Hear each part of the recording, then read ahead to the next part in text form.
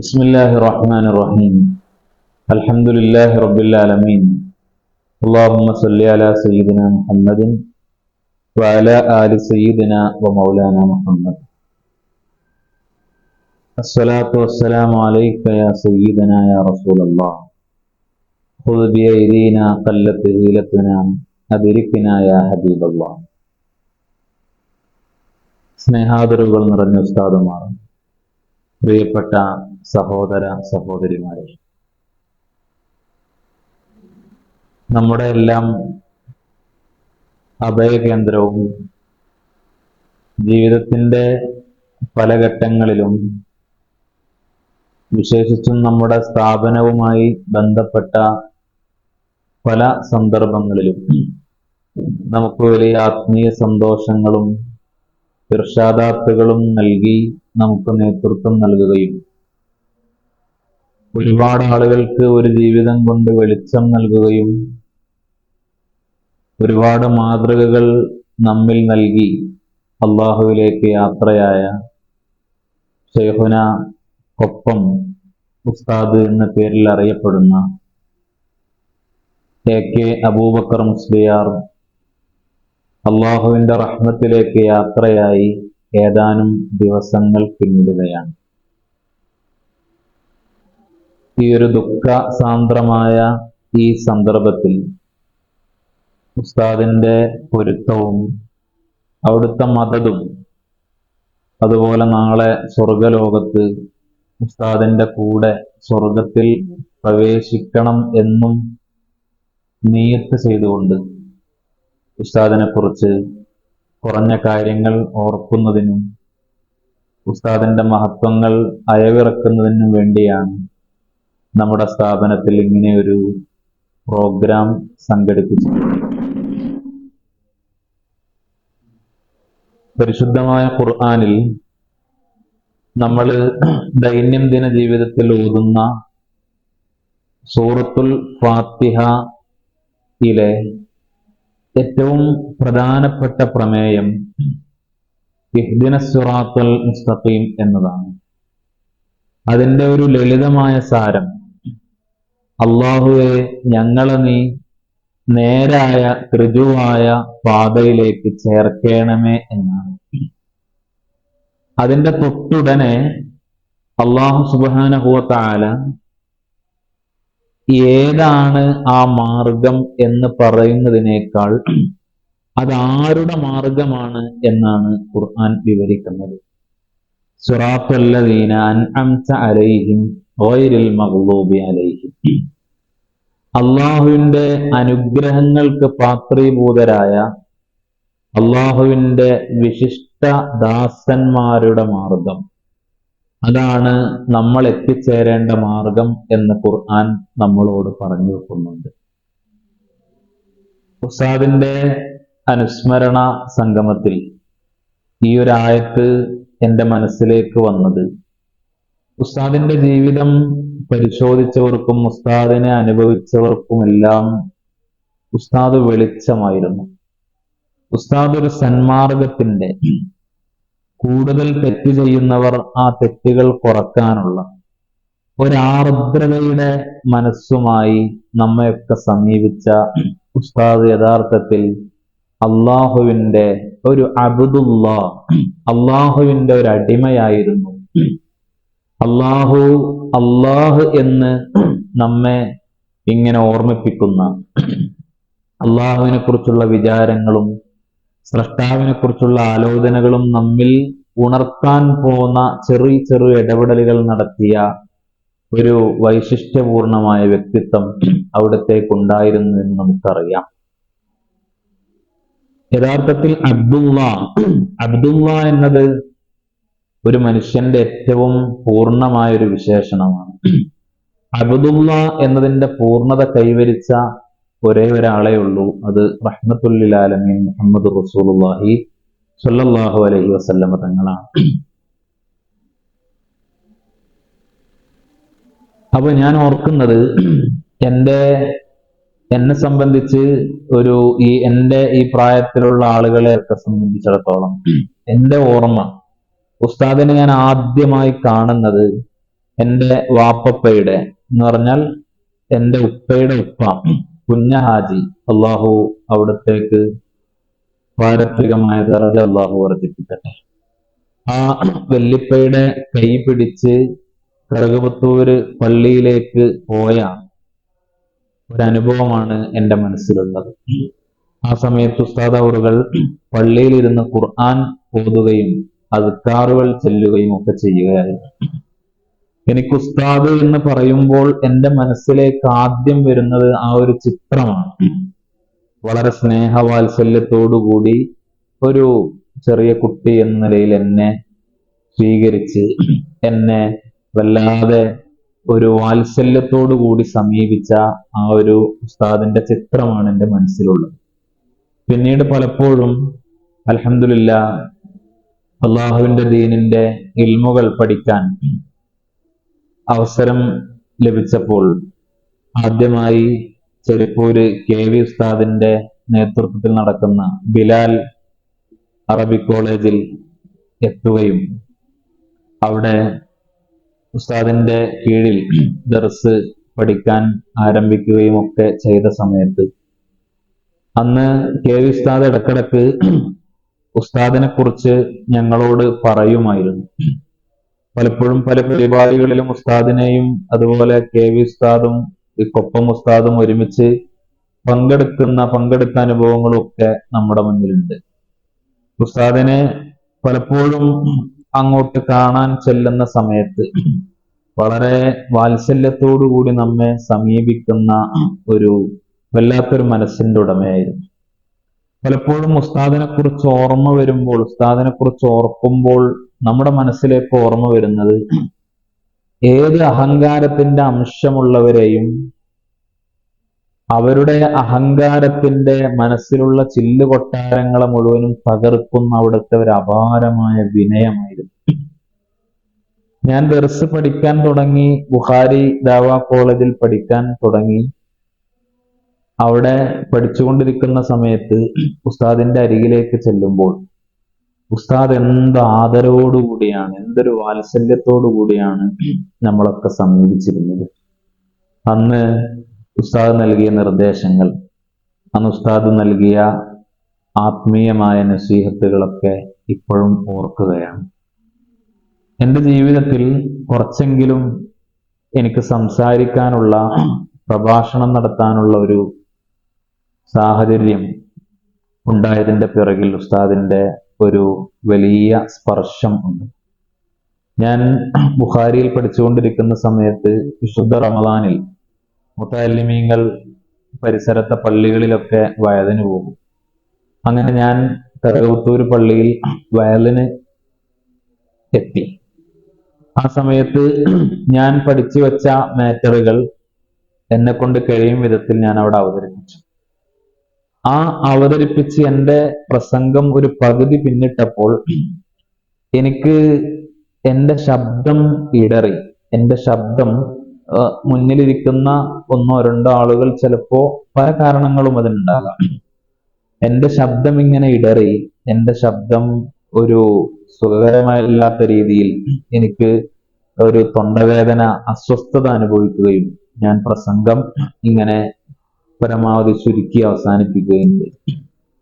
ആ സമയത്ത് ഉസ്താദ് പ്രസംഗം പരിപൂർണമായി കേൾക്കുകയും എൻ്റെ ഒരു ചെറിയ മുത്തല്ലിമായ എൻ്റെ ദുആയിലൊക്കെ ഉസ്താദ് നല്ല, അതിൽ കേവലം പങ്കാളിത്തമല്ല, ദുആ വളരെ ആത്മാർത്ഥമായി ഉസ്താദ് ആമീൻ പറയുകയും ഒക്കെ ചെയ്ത് അതിനുശേഷം എനിക്ക് ഉസ്താദിന്റെ നെഞ്ചത്ത് ഇങ്ങനെ പൊട്ടിക്കൊണ്ട് എനിക്ക് നൽകിയ ചില പ്രതീക്ഷകൾ, എനിക്ക് നൽകിയ ഒരു ആത്മവിശ്വാസം അത് ചെറുതല്ല എന്നാണ് ഞാൻ മനസ്സിലാക്കുന്നത്.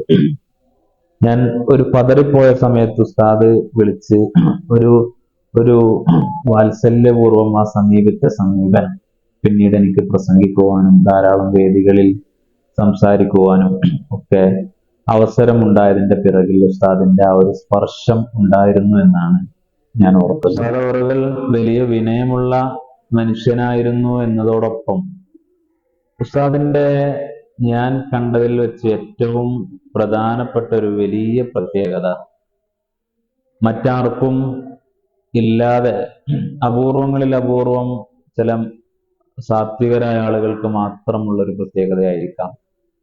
ഉസ്താദ് അവറുകളോട് കറകപത്തൂരിൽ എല്ലാവർക്കും വലിയ ബന്ധമാണ്, വലിയ ആത്മബന്ധമാണ്. അത് ഒരു ബോധപൂർവം ഉസ്താദ് നിർമ്മിച്ചെടുത്തതോ അല്ലെങ്കിൽ അത് ചില പ്രത്യേകമായ കാരണങ്ങൾ കൊണ്ടോ ഒന്നുമല്ല. മറിച്ച് നിരുപാധികം ഉസ്താദിനോട് വലിയ സ്നേഹവും വലിയൊരു ബന്ധവുമായിരുന്നു. അതിൽ ഓരോ ആളുകൾക്കും തോന്നും ഉസ്താദിന് എന്നോടാണ് ഏറ്റവും കൂടുതൽ ബന്ധം എന്ന്, ഉസ്താദിന് എന്നോട് ഏറ്റവും നല്ല ബന്ധമാണ് എന്ന് തോന്നും. അത് ഓരോ ആളുകൾക്കും തോന്നാണ്. അങ്ങനെ തോന്നുമ്പോൾ അതൊരു വല്ലാത്ത പ്രത്യേകതയും മഹത്വവുമാണ്. അത് പല മഹാന്മാരെ കുറിച്ചും അങ്ങനെ ചരിത്രത്തിൽ നമ്മൾ വായിച്ചിട്ടുണ്ട്. അതുപോലെ ഉസ്താദിനെ സംബന്ധിച്ചിടത്തോളം ഉസ്താദ് ഇൽമിന്റെ അഹലുകാർക്ക് വലിയ പ്രാധാന്യം നൽകിയിരുന്നു.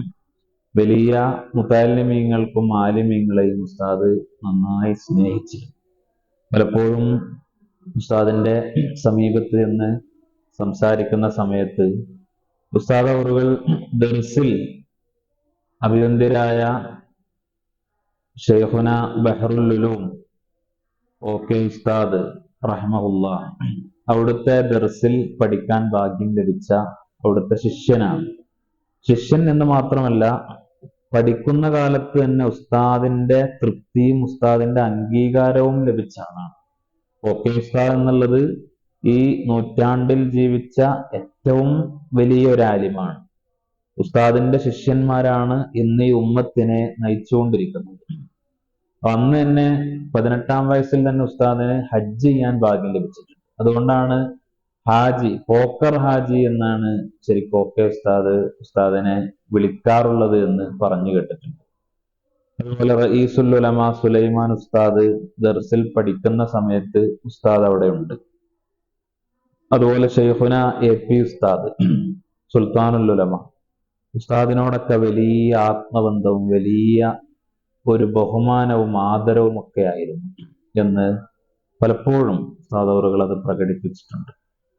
ഒരു ആലിമിനെയും സംഘടന അതുപോലെ മറ്റ് എല്ലാ തലങ്ങൾക്കും അപ്പുറം ഉസ്താദ് അവിടുത്തെ ഓരോ ആലിമിന്റെയും ഇൽമിനെയും അവിടുത്തെ മഹത്വത്തെയും പരമാവധി പറഞ്ഞു കൊടുക്കാനും അത് ഉൾക്കൊള്ളാനും ഉസ്താദ് അവറുകൾ ശ്രമിച്ചിട്ടുണ്ട് എന്ന് പലപ്പോഴും ഉസ്താദ് ഒറ്റയ്ക്കിരുന്ന് സംസാരിക്കുമ്പോൾ നമ്മളോടൊക്കെ പറഞ്ഞിട്ടുണ്ട്. ഉസ്താദിനോട് ഒരിക്കൽ ഉസ്താദ് പള്ളിയുടെ ചെരുവിൽ ഇങ്ങനെ ഇരിക്കുന്ന സമയത്ത് ഞാൻ പോയിട്ട്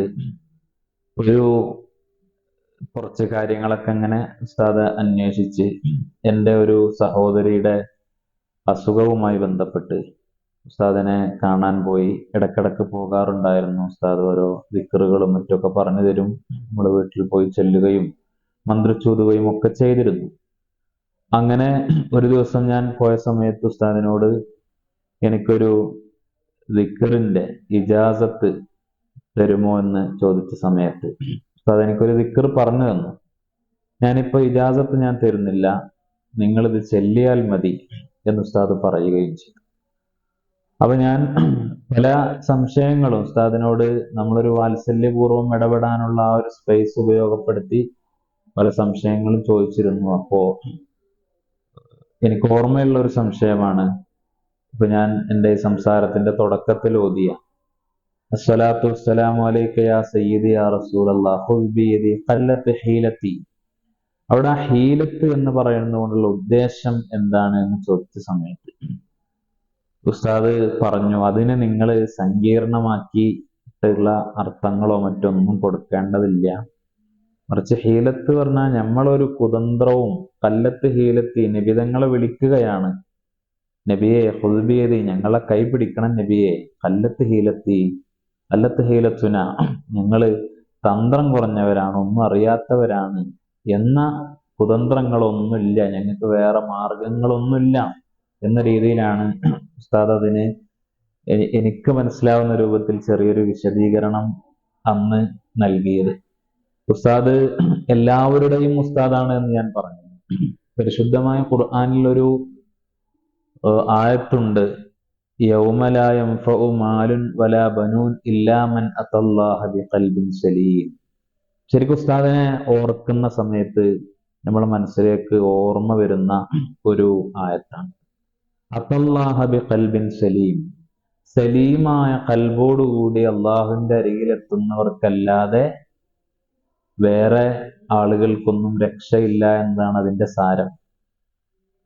സലീമായ കൽബിന്റെ ഉടമകളാവുക എന്ന് പറഞ്ഞാൽ അതൊരു വല്ലാത്ത അവസ്ഥയാണ്. ഒരാളോടും വിദ്വേഷമില്ലാതെ, ഒരാളോടും ദേഷ്യമില്ലാതെ, ഒരാളോടും വെറുപ്പ് പ്രകടിപ്പിക്കാതെ, അത് മനസ്സിൽ കാത്തു സൂക്ഷിക്കാതെ ആയിരുന്നു ഉസ്താദ് മുന്നോട്ട് പോയിരുന്നത്. ഇപ്പോ സേവ് കറുകപത്തൂർ മഹല്ല് ഫോറം എന്ന കൂട്ടായ്മ കറുകപത്തൂരിൽ ഉസ്താദിന്റെ വളരെ മനോഹരമായ ഒരു അനുസ്മരണ സദസ്സ് സംഘടിപ്പിക്കുകയുണ്ടായി. വിനീതനായ എനിക്കും അതിൽ പങ്കെടുക്കാനും കുറഞ്ഞ സമയം സംസാരിക്കാനും ഒക്കെ അവസരം ഉണ്ടായിരുന്നു. ആ അവസരത്തിൽ പല പല ആളുകളും നല്ല അനുഭവങ്ങൾ, ഉസ്താദിനെ കുറിച്ചുള്ള ഓർമ്മകൾ പങ്കുവെക്കുകയുണ്ടായി. ഞാൻ ഈ അടുത്ത കാലത്ത് പങ്കെടുത്ത പരിപാടികളിൽ എനിക്ക് ഏറ്റവും ആത്മീയമായ ഒരു അനുഭൂതിയും ഒരു ആത്മീയ സന്തോഷവും ഒക്കെ ലഭിച്ചൊരു പരിപാടിയായിരുന്നു അത് എന്നുള്ളതാണ് എൻ്റെ ഒരു അനുഭവം. ആ പരിപാടിയിൽ പ്രിയപ്പെട്ട ഒരു സുഹൃത്തും പണ്ഡിത സുഹൃത്തായിട്ടുള്ള ഹസൈനാർ ഹസനി ഒരു അനുഭവം പങ്കുവെക്കുകയുണ്ടായി. ഉസ്താദിന്റെ കൂടെ ഒരു പ്രദേശം, ആ പ്രദേശവും ആ വ്യക്തിയെയും എനിക്കറിയാം. ആ പ്രദേശത്തേക്ക് ഒരു പരിപാടിക്ക് പോവുകയും അവിടെ സേവനം ചെയ്തിരുന്ന, ഖത്തീബായി സേവനം ചെയ്തിരുന്ന ഒരു പണ്ഡിതൻ അവർ ഭക്ഷണം കഴിക്കാനിരിക്കുന്ന സമയത്ത് ഹസൈനാർ ഹസനി ഉസ്താദിന്റെ ശിഷ്യൻ കൂടിയാണ്. ഉസ്താദിന്റെ കൂടെ ഇരിക്കുന്ന സമയത്ത് ഉസ്താദ് ഒരു തമാശ രൂപേണ പറഞ്ഞു, ഹസൈനാർ ഹസനി ഇങ്ങനെ വെള്ളവും ഭക്ഷണവും ഒക്കെ ഇങ്ങനെ തോന്നുന്ന പോലെ ഇങ്ങനെ കുടിക്കുകയും ഭക്ഷണം കഴിക്കുകയൊക്കെ ചെയ്യുന്ന സമയത്ത് ആദ്യം ഭക്ഷിക്കണം പിന്നെ വെള്ളം കുടിക്കണം എന്നാണ് എത്ര ശാസ്ത്രജ്ഞന്മാര് പറയുന്നത് എന്ന് ഉസ്താദ് ഒരു ഒരു തമാശ പോലെ, ഒരു എന്നാൽ ഉൾക്കൊള്ളാൻ പാകത്തിൽ പറഞ്ഞു. അപ്പൊ ഇത് കേട്ട മറ്റൊരു പണ്ഡിതൻ ഉസ്താദിനെ അല്പം പരിഹസിക്കുന്ന രൂപത്തിൽ, അല്ലെങ്കിൽ ഒരു പരിഹാസത്തിന്റെ ചൊയ ഉൾക്കൊള്ളുന്ന രൂപത്തിൽ, അതിപ്പോ ഖുർആനിലും അങ്ങനെ തന്നെയല്ലേ ഉള്ളത് ഉസ്താദെ, കുലു വഷ്റബു എന്നല്ലേ പറയുന്നത് എന്ന് പറഞ്ഞു അത്ര.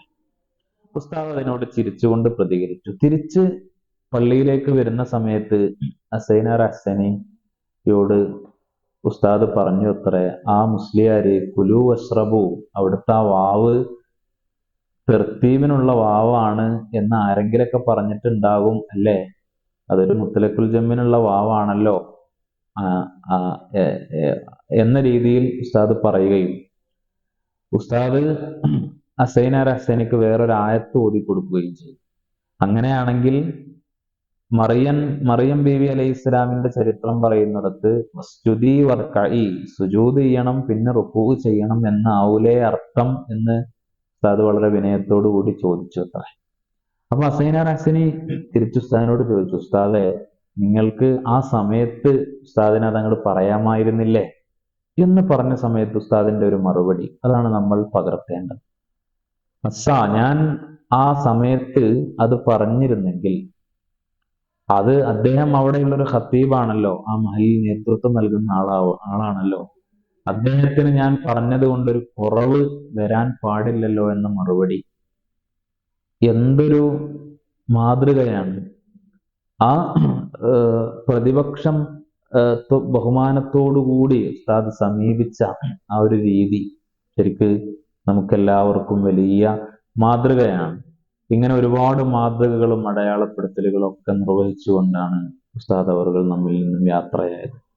ഉസ്താദിന്റെ ഇബാദത്തിന്റെ വിഷയം ഞാൻ നേരത്തെ സൂചിപ്പിച്ചു. നമ്മൾ കാണുമ്പോഴെല്ലാം ഉസ്താദ് മസ്ജിദിലായിരിക്കും. ഉസ്താദിന്റെ റൂമിൽ നിന്ന് ഞാൻ ഉസ്താദിനെ കണ്ടിട്ടില്ല. ഉസ്താദ് മസ്ജിദിൽ ഇബാദത്തിൽ ഒന്നുകിൽ ഖുർആൻ പാരായണം ചെയ്യുകയായിരിക്കും, അല്ലെങ്കിൽ ദിക്ർ ചൊല്ലുകയായിരിക്കും, സ്വലാത്ത് ചൊല്ലുകയായിരിക്കും, അല്ലെങ്കിൽ ഉസ്താദ് പള്ളിയുടെ ഉള്ളിൽ ഒരു ഫിക്റിലായി ഇങ്ങനെ ഇരിക്കുകയായിരിക്കും. അതാണ് നമ്മൾ കണ്ട അനുഭവങ്ങളെല്ലാം. ഉസ്താദ് വലിയൊരു ആബിദായിരുന്നു, വലിയൊരു ദാക്കിറായിരുന്നു. അതെല്ലാം ജീവിതത്തിൽ പകർത്തി മുന്നോട്ട് പോയപ്പോൾ ഉസ്താദ് അവറുകൾ വലിയ പ്രഭാഷകനൊന്നുമല്ല, പക്ഷെ ഉസ്താദിന്റെ ഒരു നസീഹത്ത് കൊണ്ട് തന്നെ ആളുകളിൽ വലിയ മാറ്റങ്ങൾ സംഭവിച്ചു. കറുകപുത്തൂർ നേരത്തെ സൂചിപ്പിച്ചതുപോലെ അവിടെ വലിയ ഇഹ്യാ ഉസ്താദ് അവറുകൾ വന്നതിന് ശേഷം ഉണ്ടായി.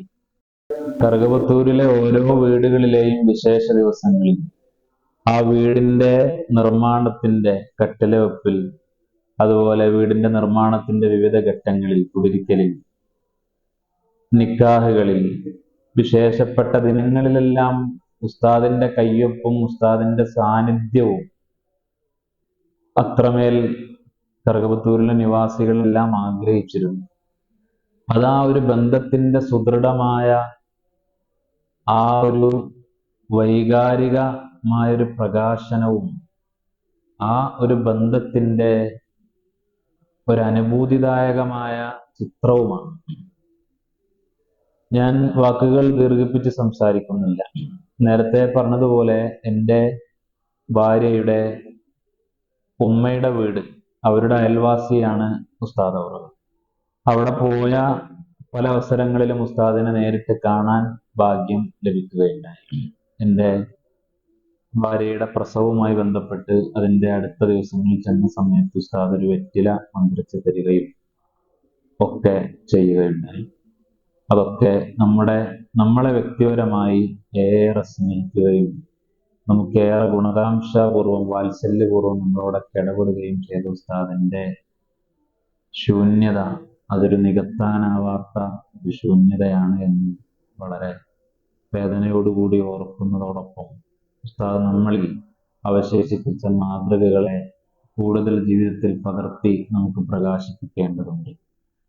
അൽഹംദുലില്ലാഹ്, നമ്മുടെ ബാഹിസ് അക്കാദമി സ്ഥാപനവുമായി ബന്ധപ്പെട്ട് പല അവസരങ്ങളിലും 2022 കൊറോണയ്ക്ക് ശേഷം ഔദ്യോഗികമായ പഠനാരംഭം ദർസ് ഉദ്ഘാടനം ചെയ്തിരുന്നത് ഉസ്താദായിരുന്നു.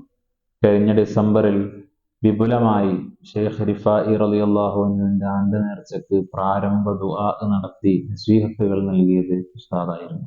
ഉസ്താദിന്റെ വീട്ടിലേക്ക് കയറി ചെല്ലുമ്പോൾ, മരണപ്പെടുന്നതിന്റെ ഒരു 3 മാസം മുമ്പ് ഉസ്താദിന്റെ വീട്ടിലേക്ക് പോയ സമയത്ത് ആ വീടിന്റെ പടിയിലേക്ക് എത്തുന്നതിന് മുമ്പ് തന്നെ ബുഖാരി ഉസ്താദല്ലേ എന്ന് വിളിച്ചുകൊണ്ട്, നമ്മളൊരിക്കലും അങ്ങനെ ഉസ്താദിനെ വിളിക്കേണ്ടതില്ല. ഉസ്താദിന്റെ ആ ഒരു വാത്സല്യം, ഉസ്താദിന്റെ ആ ഒരു പരിഗണന, അത് നമ്മുടെ ഹൃദയത്തിലാണ് തൊടുന്നത് എന്നതാണ് നമ്മൾ തിരിച്ചറിയുന്നത്.